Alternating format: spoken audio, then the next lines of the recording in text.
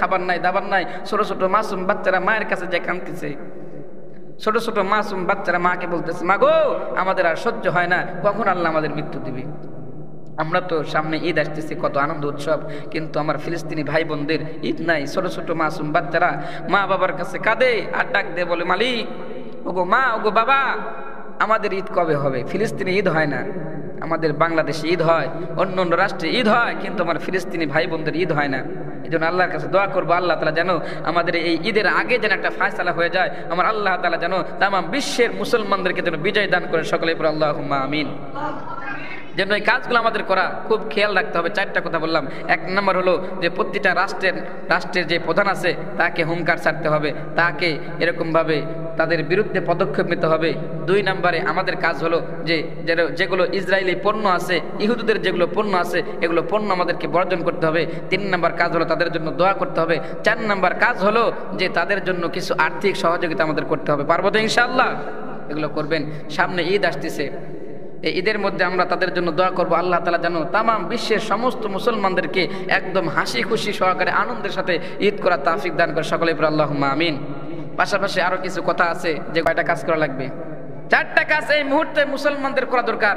1 number কাজ সব থেকে বড় কঠিন, সেটা হলো ইসলামে যতগুলো রাষ্ট্র আছে প্রত্যেকটা রাষ্ট্রের যারা রাষ্ট্রনায়ক, যারা প্রধানমন্ত্রী আছে, এদেরকে বলতে হবে এবং হুঙ্কার ছাড়তে হবে যেন আমার ফিলিস্তিনি ভাইদের উপরে, আমার ফিলিস্তিনি মা বোনদের উপরে, আমার ফিলিস্তিনি শিশু বাচ্চার উপরে, ছোট ছোট মাসুম বাচ্চার উপরে যেন আর কোনো বুলেট হামলা যেন না হয়, আর কোনো যেন বোমা হামলা যেন না হয়। এটাকে সামনে রেখে প্রতিটা ইসলামী রাষ্ট্রের প্রতিটা রাষ্ট্রনায়ক, প্রতিটা প্রধানমন্ত্রীকে হুঙ্কার ছাড়তে হবে। কথা বলেন ঠিক কিনা?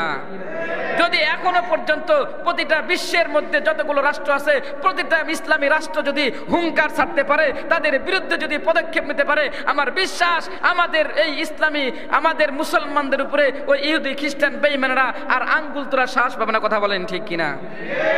এজন্য 1 নাম্বার কাজ হলো এই ফিলিস্তিনকে বাঁচানোর জন্য, ইসরায়েলকে ঠেকানোর জন্য 1 নাম্বার কাজ হলো ইসলামী যতগুলো রাষ্ট্র আছে প্রতিটা রাষ্ট্রের প্রধানকে তাদের বিরুদ্ধে অ্যাকশন নিতে হবে। কথা বলেন ঠিক কিনা?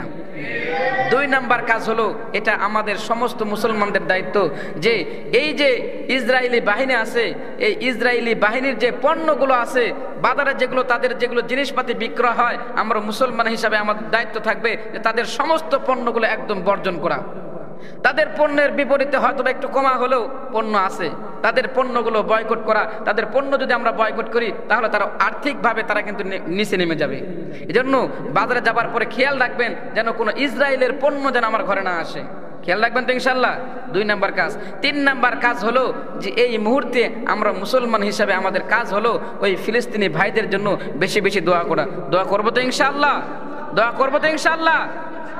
দোয়া করতে হবে, মনে করতে হবে যে ওই ফিলিস্তিনের একজন মুসলমান ভাই, সে আমার কলিজার ভাই, একজন মা আমার মা, একজন বোন আমার বোন। আমার মনে করতে হবে ফিলিস্তিনের একজন শিশু, সে বোমা হামলার কারণে কাতরাইতে কাতরাইতে মারা যাচ্ছে, তার শরীর দিয়ে রক্ত বাইর হতেছে।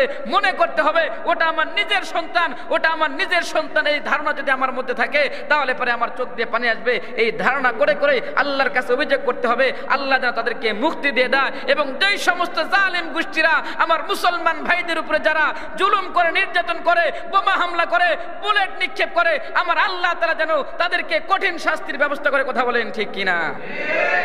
যেন 3 নাম্বার কাজ হবে তাদের জন্য বেশি বেশি দোয়া করা।